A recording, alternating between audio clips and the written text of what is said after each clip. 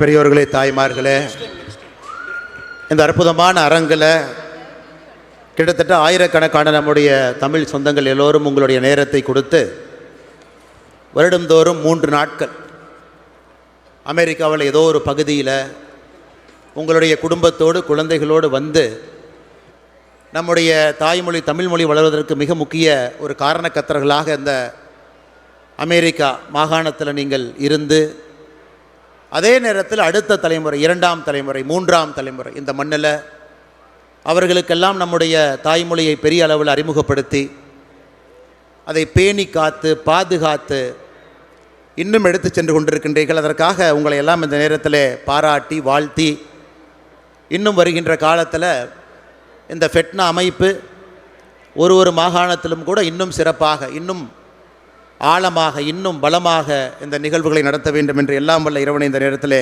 வேண்டிக் கொள்கின்றேன். அருமை சொந்தங்களே, நானும் நேரடியாக விமானத்திலிருந்து இறங்கி இங்கே வந்திருக்கின்றேன்.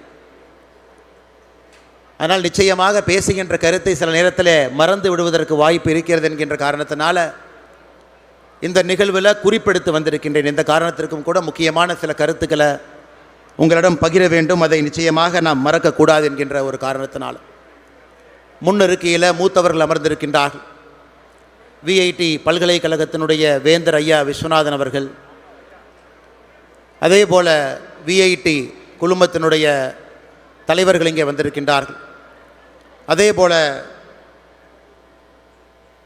முன்னிருக்கையில் இருக்கக்கூடிய அந்த நிகழ்விற்கு பொருளுதவி, நிதியுதவி அளித்து சிறப்பாக நடப்பதற்கு காரணமாக இருக்கக்கூடியவர்கள் வந்திருக்கின்றார்கள். முன்னாள் அமைச்சர் அண்ணன் கேசி வீரமணி அவர்கள் இங்கே வந்திருக்கின்றார்கள்.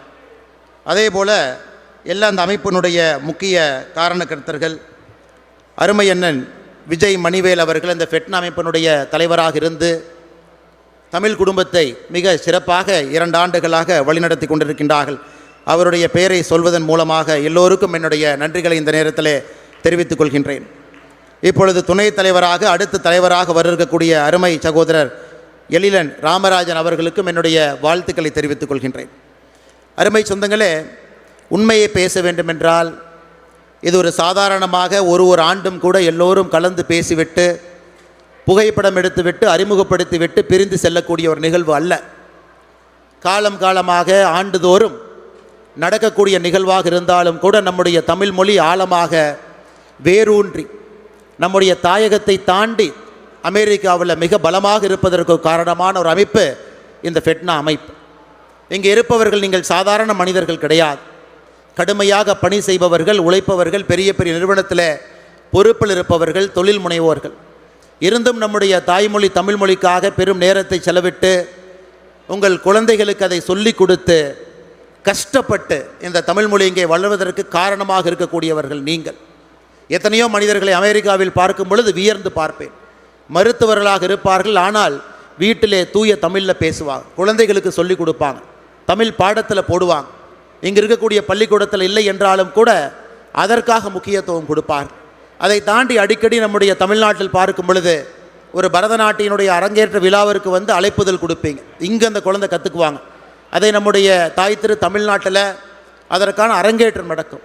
அதை பார்க்கும் பொழுதெல்லாம் வியந்து போவேன், எந்தளவுக்கு நம்முடைய தாய்மொழிக்கு முக்கியத்துவம் கொடுத்து இங்கே 250 ஆண்டுகள் கடந்து நாளை 250 ஆண்டாக ஒரு அற்புதமான ஒரு நாட்டில், இந்த நாட்டில் குடியேறி இந்த நாட்டினுடைய வளர்ச்சிக்கு பாடுபட்டு அதே நேரத்தில் நம்முடைய தாய்மொழி தமிழ்மொழியை மறக்காமல் அடுத்தடுத்த கட்டத்திற்கு எடுத்து சென்றிருக்கக்கூடிய உங்களை பாராட்டுவதற்காகத்தான் இந்த நிகழ்வு நடக்கிறது என்று முழுமையாக நான் நம்புகின்றேன். அது மட்டுமில்லை அருமை சொந்தங்களே, இந்த ஃபெட்னா அமைப்பு இந்த ஆண்டு நியூஜெர்சி தமிழ் பேரவையோடு இணைந்து இந்த விழா நடந்து கொண்டிருக்கிறது. நான் இந்த விழாவுக்கு வருகின்றேன் என்று முடிவு செய்து அறிவித்த பிறகு தமிழகத்தில் ஒரு மூத்த பத்திரிகை ஒரு தலைப்புச் செய்தி போட்டிருந்தார்கள்.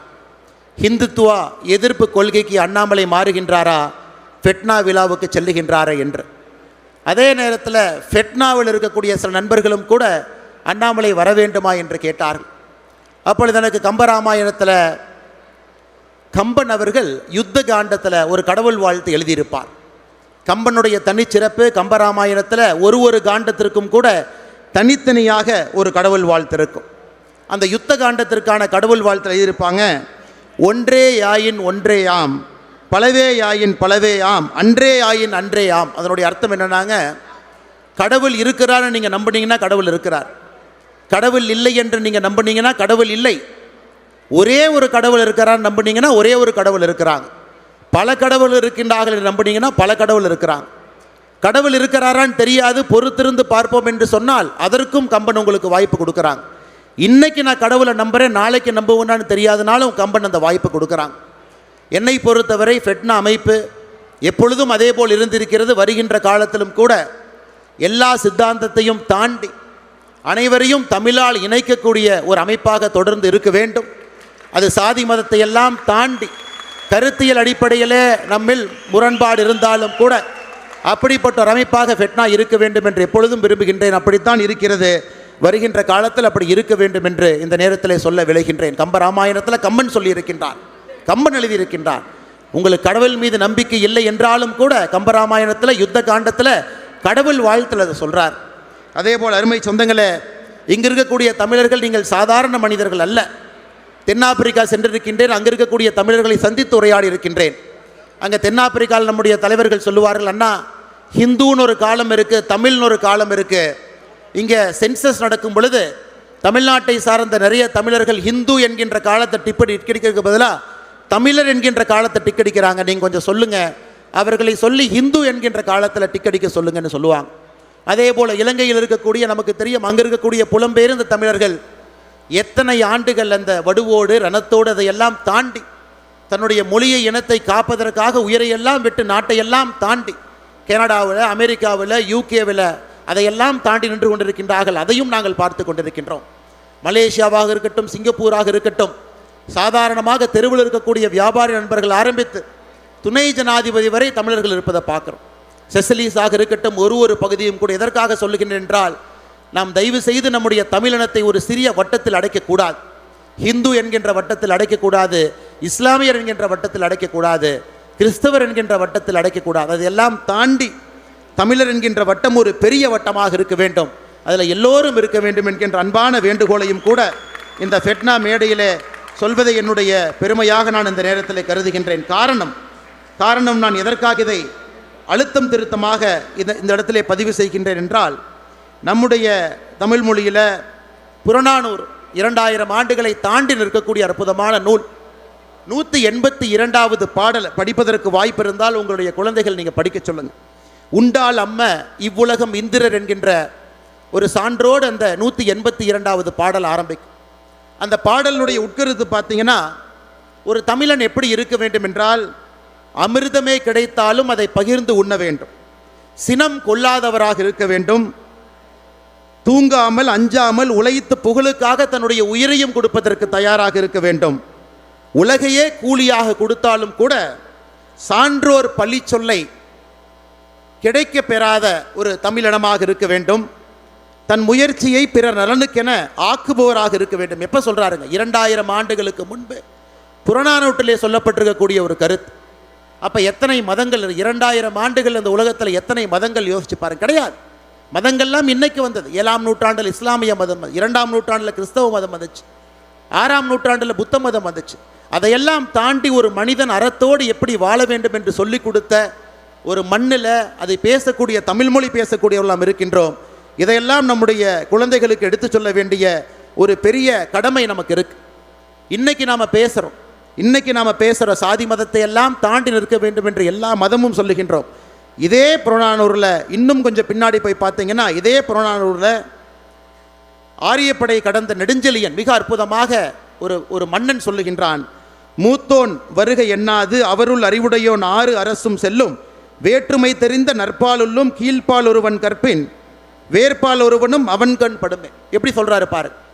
அதாவது ஒரு குடும்பத்தில் எத்தனை பேர் இருந்தாலும் கூட அரசன் மூத்தவன் வருக என்று சொல்லப் போவதில்லை, படித்தவன் வாருங்கள் என்று சொல்லப் போகின்றார். கல்விக்கான முக்கியத்துவத்தை 2000 ஆண்டுகளுக்கு முன்பு நம்முடைய புறநானூரில் நாம் பேசுகின்றோம் அருமை சொந்தங்களே. அது மட்டும் இல்லை, இந்த பாடலில் இன்னும் ஒருபடி போனாங்க. சமுதாயம் வேண்டுமானால் ஒருவன் மேலே ஒருவன் கீழே என்று சொல்லலாம், சமுதாயம் வேண்டுமானால் ஒருவனை மேல் சாதி கீழ் சாதி என்று சொல்லலாம். ஆனால் அறிவும் கண்ணியமும் ஒழுக்கமும் இருக்கக்கூடிய ஒரு மனிதனை மன்னவனே முன் வந்து என்னோடு படைக்கு என்னோடு வாருங்கள் என்று சொல்லக்கூடிய தகுதி என்னன்னா அந்த கல்விக்கு மட்டும்தான் இருக்கிறது என்று. இதையெல்லாம் மதங்கள் வருவதற்கு முன்பு இந்த ஹோலி புக்குன்னு நம்ம சொல்கிறோம். இன்றைக்கி நம்ம கீதையை சொல்கிறோம், நம்முடைய குரானை சொல்கிறோம், பைபிளை சொல்கிறோம். அதற்கு முன்பாக ஒரு மனிதகுலம் அறத்தோடு எப்படி வாழ வேண்டும் என்று சொன்ன அற்புதமான ஒரு நிலத்திலிருந்து நாம் வந்திருக்கின்றோம் அருமை சொந்தங்களே. அதனால் ஃபெட்னா அமைப்பு வருகின்ற காலத்தில் இன்னும் சீரும் சிறப்புமாக எல்லோரையும் ஒருங்கிணைக்கக்கூடிய ஒரு பாலமாக இருக்க வேண்டும் என்று சொல்லி, அதே போல் உலகத் தமிழர்களுக்கெல்லாம் குரல் கொடுக்கக்கூடிய அமைப்பாக நம்முடைய ஃபெட்னா அமைப்பு இருக்க வேண்டும் என்பது என்னுடைய ஆழமான ஒரு கருத்து. எதற்காக இந்த கருத்தை பதிவு செய்கின்றேன் என்றால், இதற்கு முன்பு மேடையில் புலம்பெயர்ந்த நம்முடைய இலங்கையிலிருந்து வந்திருக்கக்கூடிய தமிழ் சொந்தங்கள் மேலே இருந்தார். அகதிகள் என்று தமிழகத்திலே சொல்லுகின்றோம். அந்த வார்த்தை தவறான வார்த்தை என்று தொடர்ந்து நான் சொல்லுவேன். ஆனால் இன்னைக்கு 15 ஆகஸ்ட் நாம் நம்முடைய சுதந்திர தினத்தை நாம் கொண்டாடுறோம். அதே போல் பிப்ரவரி 4 இலங்கை தன்னுடைய சுதந்திர தினத்தை கொண்டாடுகிறது. இந்த நேரத்தில் கிட்டத்தட்ட வட அமெரிக்காவில் மட்டுமே 4 லட்சம் இலங்கை தமிழர்கள் 4 லட்சம் பேர் இருக்கிறாங்க. அவர்களுக்கு சுதந்திர தினம் இல்லாமல் இருக்கிறாங்க. தமிழகத்தில் மட்டுமே 90,000 பேர் புலம்பெயர்ந்தவர்கள் இருக்கின்றார்கள். நம்முடைய காலத்தில் அவர்களுக்கான ஒரு நியாயத்தை கொடுக்க வேண்டிய கட்டாயமும் கடமையும் நமக்கு இருக்குது. இதற்கு முன்பு நான் சார்ந்திருக்கக்கூடிய அரசியல் இயக்கத்தில் எத்தனையோ விஷயங்களை செய்ய வேண்டும் என்று துறந்தவர்களுக்காக போராடினோம். அந்த போராட்டத்தை தொடர்வோம். அதையும் கூட இந்த ஃபெட்னா மேடையிலே சொல்வது என்னுடைய கடமையாக இந்த நேரத்தில் நான் கருதுகின்ற அருமை சொந்தங்களே. அது இன்னும் வேகமாக இன்னும் உக்கரமாக வருகின்ற காலத்தை ஃபெட்னா அமைப்பு ஒரு தனிப்பெரும் இயக்கமாக அதை எடுக்க வேண்டும் என்றும் கூட இந்த நேரத்தில் இந்த மேடையில் இருந்து உங்களுக்கு சொல்வது என்னுடைய கடமையாக நான் கருதுகின்றேன். அருமை சொந்தங்களே, இன்றைக்கி ஃபெட்னாவுக்கு இன்னொரு பெரிய பொறுப்பு இருக்குது. இங்கே இருக்கக்கூடிய இத்தனை ஆயிரம் மக்கள் இருந்தாலும் கூட தமிழகத்திற்கும் உங்களுக்கும் ஒரு பெரிய இணைப்பு பாலமாக நம்முடைய தாய்மொழி தமிழ்மொழி இருந்து கொண்டிருக்கிறது. எத்தனையோ இடத்துல அமெரிக்காவில் இருக்கக்கூடிய தமிழ் சொந்தங்கள் எத்தனையோ நல்ல விஷயங்களை நீங்கள் செய்து கொண்டிருக்கின்றீர்கள். தமிழ்நாடு ஃபவுண்டேஷன் அமைப்பு இருக்கிறது, ஃபெட்னா இருந்தும் கூட என்னுடைய 2 கருத்துக்களை இங்கே பதிவு செய்ய விரும்புகின்றேன். தமிழகத்தில் இருக்கக்கூடிய பள்ளிகளை தத்தெடுங்க, அவர்களுக்கு ஆங்கிலம் சொல்லிக் கொடுக்க முயற்சி எடுங்க, அவர்களுக்கு நல்ல வேலை வாய்ப்பை உருவாக்கி கொடுப்பதற்காக இங்கே எத்தனையோ இன்வெஸ்டர்ஸ் இருக்கிறீங்க, அதற்கான ஒரு தனி ஃபண்டை ஆரம்பிங்க. அதே போல் தமிழகத்தில் அரசு பள்ளியில் படிக்கக்கூடிய மாணவர்கள் எப்படி இதற்கு முன்பு அமைச்சராக பாராளுமன்ற உறுப்பினராக இருந்து ஒரு தனிப்பெரும் பல்கலைக்கழகத்தை ஐயா விஸ்வநாதன் அவர்கள் நடத்தி கொண்டிருக்கின்றார்கள், ஐயா செல்வம் அவர்கள் நடத்தி கொண்டிருக்கின்றார்கள். ஆனால் எத்தனையோ அரசு பள்ளியில் படிக்கக்கூடிய மாணவர்களை குளோபல் யூனிவர்சிட்டி, ஹார்வர்டு, ஸ்டான்ஃபோர்ட் இது போன்ற பள்ளிக்கூடத்திற்கு வருவதற்கு அவர்களுக்கு அந்த வாய்ப்பை இங்கிருந்து ஏற்படுத்தி கொடுங்க. ஒரு எஸ்ஏ எப்படி எழுதுறது, ஸ்டேட்மெண்ட் ஆஃப் பர்பஸ் எப்படி எழுதுறது, எப்படி அப்ளை பண்ணுறது, அதற்கு தனியாக நீங்கள் முயற்சி எடுக்க வேண்டும். அதே போல் எத்தனையோ விவசாய பெருமக்கள் இருக்கின்றார்கள், மார்க்கெட் அக்சஸ் எப்படி சந்தைப்படுத்துதல் என்று தெரியாமல் இருக்கின்றார்கள், அதற்கு உங்களுடைய பங்களிப்பு அதிகமாக இருக்க வேண்டும் என்கின்ற அன்பான வேண்டுகோளை வைக்கின்றேன். முதல் தலைமுறை பட்டதாரிகள் இருக்கிறாங்க, அவர்கள் அமெரிக்காவில் வேலை வாய்ப்புக்கு வர வேண்டும் என்று நினைக்கின்றார்கள், அவர்களுக்கும் நீங்கள் அந்த வாய்ப்பை உருவாக்கி கொடுக்க வேண்டும் என்று இந்த நேரத்தில் அன்போடு நான் கேட்டுக்கொள்கின்றேன். ஃபெட்னா அமைப்பு எத்தனையோ நல்ல காரியங்கள் நீங்கள் செய்தாலும் கூட தமிழ்நாடு உங்களிடம் இன்னும் அதிகமாக எதிர்பார்க்கிறது. காரணம், நீங்கள் அந்த காலத்தில் எப்படி இன்றைக்கி இந்த ஆண்டு நீங்கள் கடாரம் கொண்டான் 1000வது ஆண்டை கொண்டாடுறீங்க, எப்படி ராஜேந்திர சோழன் 1000 ஆண்டுகளுக்கு முன்பு கடலையெல்லாம் தாண்டி எங்கு வேண்டுமானாலும் தன்னுடைய கப்பற்படையை எடுத்து செல்ல முடியும், எங்கு வேண்டுமானாலும் தமிழர்கள் ஆதிக்க செலுத்த முடியும் என்று 1000 ஆண்டுகளுக்கு முன்பு காட்டியதை இந்த ஆண்டு 39வது ஆண்டில் அதை ஒரு மிக முக்கிய ஒரு அங்கமாக நீங்கள் பேசுகின்றீர்கள். நீங்கள்லாம் கடல் தாண்டி வந்தவர்கள், எதற்கும் பயப்படாதவர்கள், ஒரு புதிய வாழ்க்கையை தேடி ஒரு அற்புதமான நாட்டிற்கு வந்து ஒரு புதிய வாழ்க்கையை படைத்திருப்பவர்கள், எதற்கும் அஞ்சாதவர்கள். மகாகவி சொன்னது போல எங்கே அறிவு இருந்தாலும் கூட இதை தேடி செல்ல வேண்டும் என்று வந்தவர்கள். உங்களுக்கு ஒரு பெரிய பொறுப்பு இருக்கு. உங்களுக்கு பின்னால் வரக்கூடிய சமுதாயத்திற்கு அந்த வாய்ப்பை நீங்கள் அன்போடு ஏற்படுத்தி கொடுக்க வேண்டும். இந்தியாவில் எத்தனையோ வசதி வாய்ப்புகள் இருந்தாலும் கூட சில நாடுகளில் இன்னும் வாய்ப்புகள் அதிகமாக இருக்கும் பொழுது அங்கே வர வேண்டும். இந்த நாட்டில் இருப்பவர்கள் திரும்ப நம்முடைய தாய் தமிழ் நாட்டிற்கு, நம்முடைய பாரத நாட்டிற்கு வர வேண்டும் என்று சரியான நேரத்தில் நீங்கள் நினைச்சா நீங்களும் திரும்ப வந்து நம்முடைய நாட்டினுடைய வளர்ச்சிக்கு நீங்கள் ஒரு தூண்களாக இருக்க வேண்டும். அந்த பெரிய பொறுப்பு 1000 ஆண்டுகளுக்கு முன்பு ராஜேந்திர சோழன் சென்றது போல நீங்களும் சில ஆண்டுகளுக்கு முன்பு வந்திருக்கின்றீர்கள். திரும்பி வருவதற்கு சாத்தியக்கூறு இருந்தால் நீங்கள் திரும்ப வர வேண்டும், அல்லது வர வேண்டும் என்று அடுத்த தலைமுறை நினைத்தால் அவர்களோடு நீங்கள் இருக்க வேண்டும் என்று சொல்லி எத்தனையோ 2ஆம் தலைமுறை குழந்தைகள் இங்கே பிறந்திருக்கின்றார்கள். நீங்கள் இன்று வெற்றியாளர்களாக இருக்கின்றீர்கள், வாழ்க்கையிலே சாதித்திருக்கின்றீர்கள். உள்ளூரில், கிராமத்தில், நகரத்தில், அமெரிக்காவில் சென்று சாதித்து விட்டான் என்கின்ற பெரிய பெயரை பெற்றிருக்கின்றீர்கள். ஆனால் 2ஆம் தலைமுறை குழந்தைகள் நம்முடைய தாய்மொழி தமிழ்மொழி என்பது ஏதோ பண்டிகைக்காக பேசப்படுகின்ற ஒரு மொழியாக மாறிவிடக்கூடாது. ஒரு தின்பண்டமோ ஒரு சினிமா கதையோ அல்லது இது போன்ற ஒரு நிகழ்விற்கு பட்டாடை உடுத்தி கொண்டு வருவதோ அல்லது ஒரு வேட்டியை கட்டுவதாக மாறிவிடாமல் இரண்டாம் தலைமுறை குழந்தைகளும் கூட ஆழமாக நம்முடைய தமிழ்மொழி, நம்முடைய தாய்மொழியை, நம்முடைய கலாச்சாரத்தை இன்னும் ஆழமாக அந்த குழந்தைகள் எடுத்து செல்வதற்கும் ஃபெட்னா அமைப்பு ஒரு பெரிய பாலமாக இருக்க வேண்டும் என்று சொல்லி, குறிப்பாக இரண்டாம் தலைமுறை குழந்தைகள் இங்கே இருப்பவர்கள் நீங்கள் புரிந்து கொள்ள வேண்டும். மூன்றாம் தலைமுறை நீங்கள் சாதாரண ஒரு குடிகள் கிடையாது, மூத்த குடி. எனக்கு முன்பு பேசிய ஐயா சொன்னாங்க, ஒரு மூத்த குடி. யாராவது நம்முடைய தமிழினத்தை பற்றி சொல்ல வேண்டும் என்று சொன்னால் நீங்கள் சொல்வீர்கள், நம்முடைய மொழி மூத்த மொழி மட்டுமல்ல, உலகத்தினுடைய எல்லா பகுதிக்கு சென்றிருக்கின்றோம். எங்கேயும் கூட யாரையும் துன்புறுத்தாமல் நம்முடைய அரசர்கள் இந்த இடத்தை வென்றெடுத்திருக்கின்றார்கள். உலகத்தினுடைய பல இடத்திற்கு தமிழர்கள் வந்தாலும் கூட, இன்னைக்கு அமெரிக்காவில் கூட அதிக பெர் கேபிட்டா இன்கமில் இருக்கக்கூடிய சமுதாயத்தில் அதில் இரண்டாவது இந்தியர்கள் இருந்தாலும் அதிலும் முதல்ல நம்முடைய தமிழர்கள் இருக்கின்றார்கள். எங்கே சென்றாலும் கூட அறத்தின்படி வாழ்பவர்கள், அறம் தன்னுடைய வாழ்க்கையாக வைத்திருப்பவர்கள், யாரையும் எங்கேயும் ஏமாற்றி பிழைக்க வேண்டும் என்று நினைக்காத ஒரு இனம் நம்முடைய தமிழினம். அதனால தான் மேடையில் அந்த வார்த்தையை பார்த்தேன், தாயகம் கடந்து தமிழ்மொழி வளர்ப்போம் என்று ஒரு வார்த்தையை போட்டிருக்கின்றீர்கள். என்னை பொறுத்தவரை அறமும் தமிழ் மக்களும் எங்கே இருக்கின்றார்களோ என்னை பொறுத்தவரை அதுதான் தாயகம். அது 1000 மைலை தாண்டி இருக்கலாம், அது நம்முடைய தமிழ்நாடாக இருக்கலாம், இலங்கையாக இருக்கலாம், மலேசியாவாக இருக்கலாம், சவுத் ஆப்பிரிக்காவாக இருக்கலாம், கனடாவாக இருக்கலாம், ஐரோப்பிய நாடுகள் யூகேவாக இருக்கலாம். அறமும் தமிழ்மொழி பேசக்கூடிய மக்கள் எங்கு வாழுகின்றார்களோ அது வீடாக இருந்தாலும் அது தாயகம், தெருவாக இருந்தாலும் அது தாயகம், பெரிய ஒரு எல்லையாக இருந்தாலும் அது தாயகம். அதனால் எங்கே இருந்தாலும் கூட ஒரு பெரிய உயர் பொறுப்பு உங்களுக்கு இருக்கிறது. அதையும் நீங்கள் புரிந்து கொண்டு நம்முடைய தமிழ் இனத்தை, நம்முடைய தமிழ் கலாச்சாரத்தை, மொழியை இன்னும் உயர்த்தி பிடித்து பேணி காத்து மிக சிறப்பாக மிக செம்மையாக நீங்கள் நடந்து வாழ்ந்து வர வேண்டும் என்று சொல்லி, உங்கள் தமிழ்நாடோடு இருக்கக்கூடிய உறவுகளை இன்னும் ஆழமாக பதிவு செய்யுங்க. ஒரு ஆண்டும் ஃபெட்னா அமைப்பு வர்றாங்க, தமிழ் ஆந்திரப்பனர் நிகழ்ச்சி நடத்துகிறாங்க. அங்கே இருக்கக்கூடிய தமிழ் சொந்தங்கள் நடத்தக்கூடிய சிறு குறு நிறுவனத்தில் இன்வெஸ்ட்மெண்ட், அந்த இனிஷியல் கேபிட்டல் இன்வெஸ்ட்மெண்ட் ஃபெட்னா பண்ணுறாங்க. வருகின்ற காலத்தில் இன்னும் சிறப்பாக இன்னும் வேகமாக நீங்கள் செய்ய வேண்டும் என்று சொல்லி, இந்த ஆண்டு குறிப்பாக ஃபெட்னாவுக்கு வர வேண்டும் என்கின்ற பெரிய ஆசையிலே ஓடி வந்திருக்கின்றேன். காரணம், போன ஆண்டு நம்முடைய பாரத பிரதமர் நரேந்திர மோடி அவர்கள் இங்கே வந்த பொழுது ஃபெட்னா அமைப்பு சார்பாக அவருக்கு ஒரு பெரிய வரவேற்பு கொடுத்தீர்கள். அது மட்டும் இல்லை, அவரை சென்று இந்த அமைப்பினுடைய மூத்தவர்கள் எல்லாம் சந்தித்தீர்கள். எதற்காக நான் பாரத பிரதமர் நரேந்திர மோடி அவர்கள் மீது பெரு அன்பு வைத்திருக்கிறேன், அந்த கட்சியில் நான் இல்லை, எனக்கு அடிப்படை உறுப்பினர் கூட கிடையாது. எதற்கு என்றால், தமிழ்நாட்டில் பிறந்து நம்முடைய மொழியினுடைய பெருமையை பேசுவதை விட பிறக்காத ஒரு தமிழன் பேசும் பொழுது எனக்கு கர்வமும் எனக்கு அதிலே ஒரு பெரிய மகிழ்ச்சியும் அது வரும். ஒரு முறை பிரதமர் பார்க்கும் பொழுதெல்லாம் கேட்பாங்க, எனக்கு மிக முக்கியமான 100 திருக்குறளை கொடுங்க.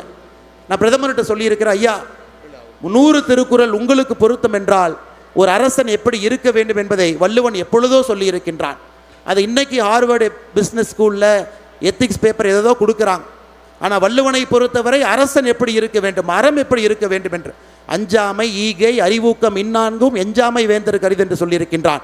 இதையெல்லாம் அரசர்கள் பின்பற்ற வேண்டும். அவ்வளவு ஆழமாக அதை நம்முடைய பாரத பிரதமர் நரேந்திர மோடி அவர்கள் பல இடத்தில் அதை கேட்டிருக்கின்றார். 2024 இதற்கு முன்பு நான் இருந்த அந்த அமைப்பு தன்னுடைய தேர்தல் அறிக்கை வெளியிட்ட பொழுது ஒரே ஒரு வார்த்தை வெளியிட்டார்கள், உலகம் முழுவதுமே தமிழ் இருக்கையை அமைப்போம் என்று. அதைவிட பெரிய பெருமை ஒரு தமிழனுக்கு என்ன இருக்க முடியும்? ஒரு மத்திய அரசு யார் அங்கே இருந்தாலும், எந்த கட்சி இருந்தாலும், யார் இருந்தாலும், உலகம் முழுவதும் ஊஸ்டன் பல்கலைக்கழகத்தில், சிங்கப்பூரில், மலேசியாவில் அனைத்திடத்திலும் கூட ஒரு தமிழ் இருக்கையை ஆரம்பித்து வருகின்ற காலத்தில் இந்த மூத்த மொழி உலகம் முழுவதும் செல்லணும். குறிப்பாக நம்முடைய புத்தகங்கள் 100க்கும் மேற்பட்ட புத்தகங்கள் இன்னைக்கு அது மாற்று மொழிகளிலே மொழிபெயர்க்கப்பட்டு உலகம் முழுவதும் சென்று கொண்டிருக்கிறது. வருகின்ற காலத்தில் அது 1000 புத்தகங்களாக அது மாறணும். அதனால் கட்சியை தாண்டி, சித்தாந்தத்தை தாண்டி ஃபெட்னா நிற்க வேண்டும் என்கின்ற அறைகூவல் இந்த நேரத்தில் விடுக்கிறது. எந்த கட்சியாக இருந்தாலும் தமிழுக்கு ஆதரவாக யார் நிற்கின்றார்களோ ஃபெட்னா நிற்க வேண்டும். எந்த தலைவர்களாக இருந்தாலும் தமிழுக்கு ஆதரவாக யார் நிற்கின்றார்களோ ஃபெட்னா நிற்க வேண்டும். எந்த மனிதன் யாராக இருந்தாலும் தமிழுக்கு ஆதரவாக யார் நிற்கின்றார்களோ இந்த ஃபெட்னா, இந்த அமைப்பு நிற்க வேண்டும் என்று சொல்லி, வாய்ப்பு கொடுத்த நல்ல உள்ளங்களுக்கு, குறிப்பாக இந்த 2 ஆண்டுகளாக அற்புதமாக பணி செய்துவிட்டு ஒரு ரன்னிங் ரேஸில் பேட்டனை கொடுப்பது போல அடுத்து வரக்கூடிய 2 ஆண்டுகளுக்காக இந்த ஃபெட்னா டீம் அவர்கள் இன்னும் சிறப்பாக இன்னும் உயரத்திற்கு இந்த ஃபெட்னாவை எடுத்து செல்ல வேண்டும் என்று சொல்லி, இந்த அற்புதமான நிகழ்வுக்கு வந்திருக்கக்கூடிய எல்லா தமிழ் சொந்தங்களுக்கு மறுபடியும் என்னுடைய நன்றி கலந்த வணக்கங்களை தெரிவித்து என்னுடைய உரையை முடித்துக் கொள்கின்றேன். எங்கிருந்தாலும் தமிழ் வளரட்டும், எங்கிருந்தாலும் தமிழர்கள் நல்லவர்களாக வாழட்டும். அதனால்தான் பாவேந்தர் பாரதிதாசன் அவர்கள் ஒரு வார்த்தையை பயன்படுத்தினாங்க, வாழ்க நிரந்தரம் வளர்க தமிழ் மொழினாங்க. வாழ்க நிரந்தரம், தமிழ் மொழியை பொறுத்தவரை அது நிரந்தரம். அதனால் வாழ்க நிரந்தரம், வாழ்க தமிழ் மொழி. எங்கிருந்தாலும் நம்முடைய தமிழ் சொந்தங்கள் சந்தோஷமாக மிகவும் சீரும் சிறப்பமாக இருக்க வேண்டும் என்ற எல்லா வல்ல இறைவனை வேண்டி என்னுடைய உரையை முடித்துக் கொள்கின்றேன். நன்றி, வணக்கம்.